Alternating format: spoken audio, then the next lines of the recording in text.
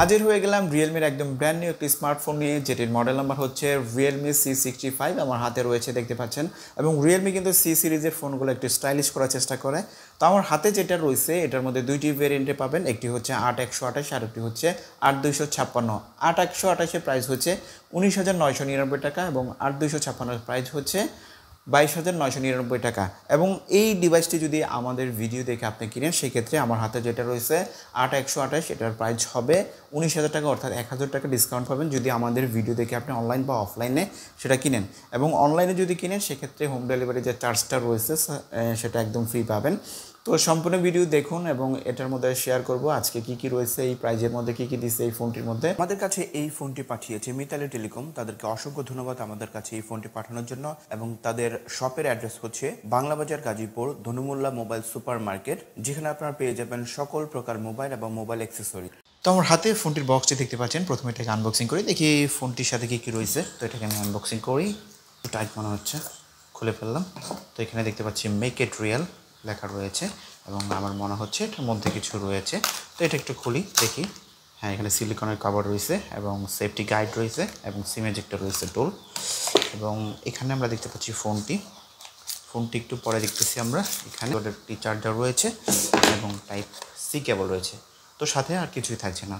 ডিভাইসটি দেখতে পাচ্ছেন, দেখতে কিন্তু খুবই চমৎকার লাগতেছে। এখানে কিন্তু পেছনে প্লাস্টিক ব্যবহার করা হয়েছে, এখানে কিন্তু একদম গ্লসি ফিনিশ না, বাট দেখতে খুবই চমৎকার লাগতেছে। এবং ক্যামেরা বামগুলো দেখেন, এখানে কিন্তু আমরা দেখতে পাচ্ছি ক্যামেরাটা আসলে S23 বা স্যামসাংয়ের এই সিরিজ ফ্ল্যাগশিপ ডিভাইসগুলো রয়েছে ওইরকম করছে। কিছুদিন আগেও কিন্তু আমরা দেখতাম আইফোনের মতো ডিজাইন, বাট এখানে আপাতত আমরা স্যামসাংয়ের মতো পাচ্ছি। বাট ডিজাইনটা চমৎকার লাগতেছে, এখানে প্রিমিয়াম কিন্তু একটি ভাইব দিচ্ছে, এখানে দেখতেও খুবই ভালো লাগতেছে। এই বক্সের টাইপের করা হয়েছে, দেখতে চমৎকার লাগতেছে। এবং ফোনটি কিন্তু খুবই স্লিম, পেছনের সাইডটা খুবই চমৎকার লাগতেছে এবং ইনহ্যান্ড ফিলিং কিন্তু খুবই চমৎকার, অনেক ওয়েট। এবং এইখানে দেখতে পাচ্ছি আমরা রিয়েলমির ব্র্যান্ডিং করা রয়েছে। তো ডিজাইনের কথা বললে আমার কাছে ডিজাইনের পেছনের ডিজাইনটা খুবই চমৎকার। এবং পেছনে যে কালারটা রয়েছে এটা কিন্তু মাঝে মাঝে চেঞ্জ হয় সূর্যের আলোতে নিলে।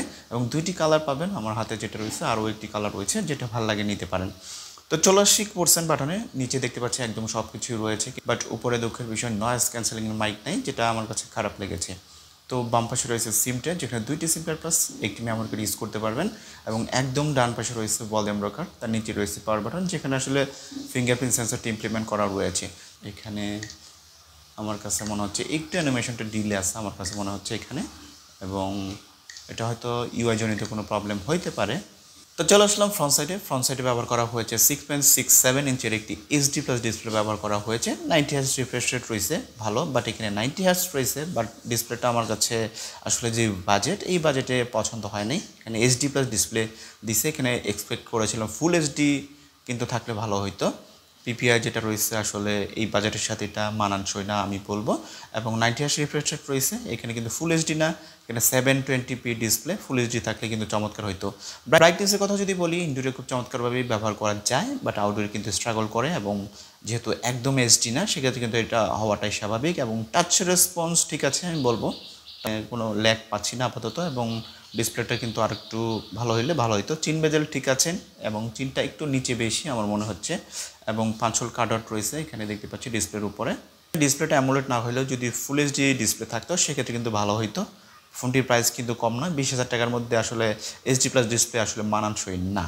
চলে আসি ফোনটির পারফরমেন্স সেকশনে। ফোনটির RAM হচ্ছে Realme UI 5.1, বাট আমার হাতে যেটা রয়েছে এটা হচ্ছে 5.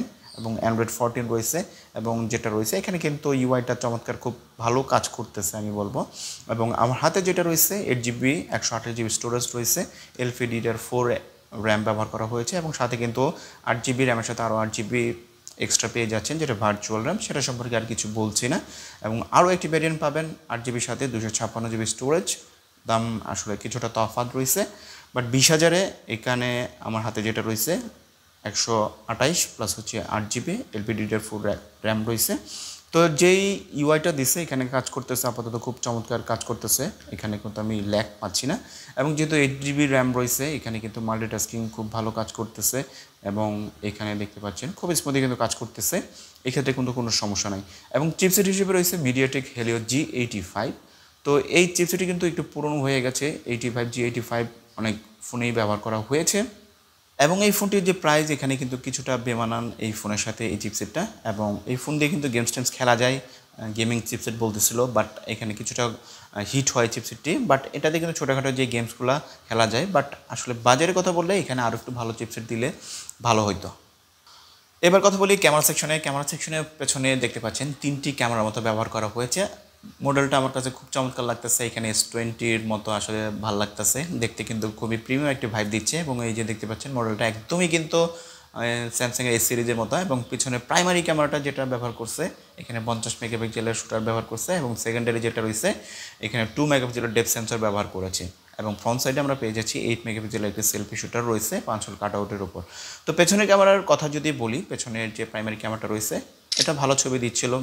এখানে লো লাইট প্লাস হচ্ছে ডে লাইটে কিন্তু চমৎকার ছবি দিচ্ছিল। এখানে আমি কালার বুস্টেড কালার না, ন্যাচারাল টাইপের ছবি পাচ্ছিলাম, দেখতে ভালো লাগতেছিল।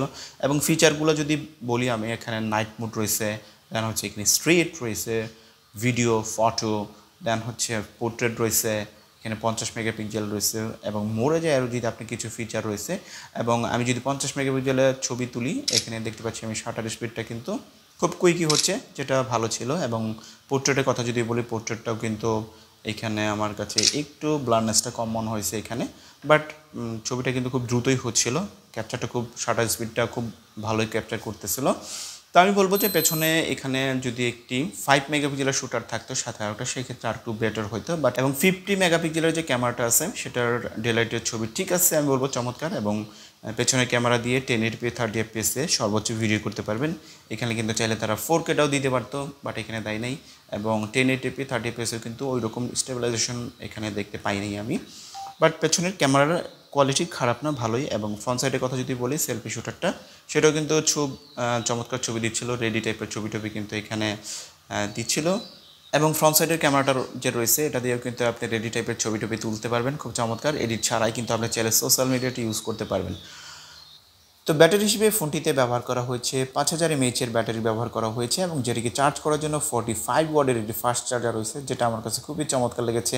এবং ফোনটি কিন্তু খুব দ্রুত চার্জ করা যায়, এবং আপনি যদি একবার চার্জ করে নর্মাল ইউজ করেন 1.5 থেকে 2 দিন কিন্তু চমৎকারভাবে ব্যাকআপ পেয়ে যাবেন। এবং আপনি যদি একটু ভারী ইউজ করেন, মোবাইল ডাটা দেন হচ্ছে মিডিয়া কনজিউম করেন, সেক্ষেত্রে কিন্তু আপনাকে প্রতিদিনই ফোনটি চার্জ করতে হবে। সকালে চার্জ দিলে হয়তো আপনাকে বিকেলে আবার দিতে হবে, সেক্ষেত্রে কিন্তু আপনি খুব দ্রুত ফোনটিকে চার্জ করে নিতে পারবেন, যেহেতু হাই ক্লাস একটি চার্জার এই ফোনটির সাথে রয়েছে, যেটা আমার কাছে ভালো লেগেছে। এবং গেমস টেমস খেললে কিন্তু আর একটু কম পাবেন, বাট খুব দ্রুত কিন্তু ফোনটি চার্জ করা যায়।